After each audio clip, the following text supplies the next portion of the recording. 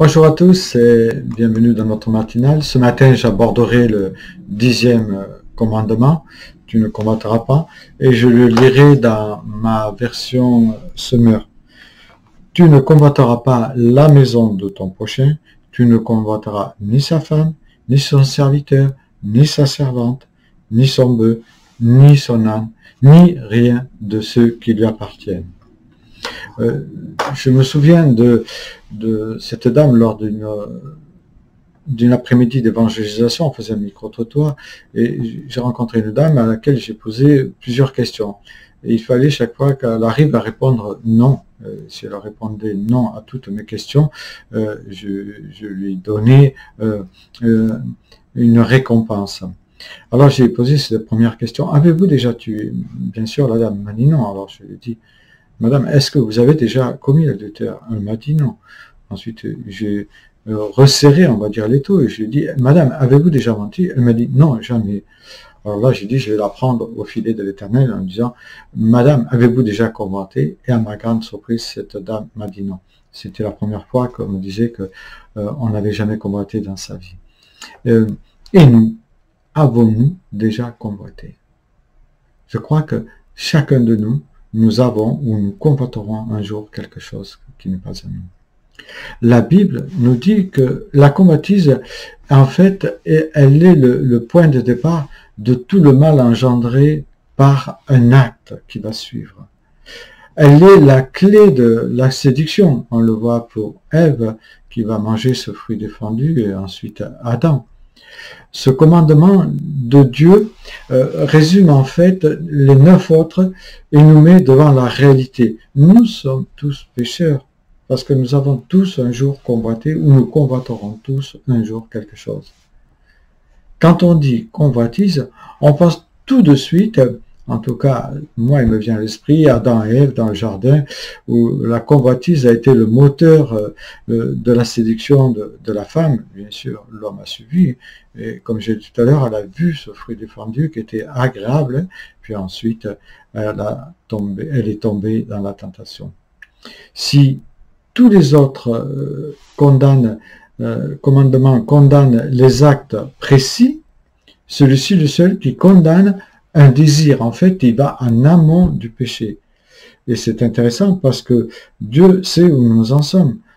Car 1 Samuel chapitre 16, verset 7 nous dit « L'Éternel ne considère pas ce que l'homme considère, l'homme regarde ce qui frappe les yeux, mais l'Éternel regarde au cœur. » Donc il voit au fond de notre cœur où nous en sommes en ce qui concerne la convoitise. Contrairement aux autres commandements qui se concentrent sur des actions extérieures, ce commandement, lui, se concentre sur la pensée, une action intérieure. C'est un impératif de ne pas placer son désir sur des choses qui sont interdites. Un commandement, par exemple, va interdire l'adultère, il va interdire le vol, le mensonge. Ce commandement interdit le désir d'adultère. Ce commandement interdit le désir de voler, le désir de mentir, le désir de tricher, etc. Par ce 10e commandement, Dieu nous révèle le siège en fait de notre convoitise et de notre péché, si bien résumé par Jésus dans Matthieu 15, quand il dit « c'est du cœur qui viennent les mauvaises pensées, le meurtre, l'adultère, les impudicités, les vols, les faux témoignages, les calomnies, etc. » La convoitise surgit dans notre cœur, en tout cas elle prend racine dans notre cœur, quand il y a un mécontentement profond en nous, une insatisfaction, quand notre vase émotionnel n'est pas rempli par la présence de Dieu. Et c'est là que cette convoitise va nous séduire pour aboutir à l'acte final, le péché. Et Jacques nous explique très bien le mécanisme de la convoitise. Il dira en premier, il y a le regard, puis ensuite il y a la pensée, puis la convoitise engendre malheureusement le péché. Et je vous le lis dans Jacques 1, verset 15, la convoitise, lorsqu'elle a conçu, enfante le péché étant consommé, produit la mort. Et il y a toutes sortes de convoitises, il n'y a pas que celle de la chair, il y a la convoitise du bien, il y a la convoitise du pouvoir, la convoitise matérielle, etc., etc. Toutes ces convoitises, nous les retrouvons dans la Bible, que ce soit dans Jérémie, dans Matthieu, dans Josué, etc. J'aime bien cette histoire d'un Chinois qui se pose la question. Il dit, j'étais furieux de ne pas avoir de souliers. Alors, j'ai rencontré un homme qui n'avait pas de pieds. Et je me suis trouvé très content de mon sort. Oui, comment ne pas tomber dans la convoitise? En apprenant le contentement, tout simplement. L'apôtre Paul le définit très bien. Il dira dans l'épître aux Philippiens, chapitre 4, « J'ai appris à être content dans l'état où je me trouve, hein, que ce soit dans l'opulence ou dans la misère. » Mais aussi en gardant son cœur près de Dieu.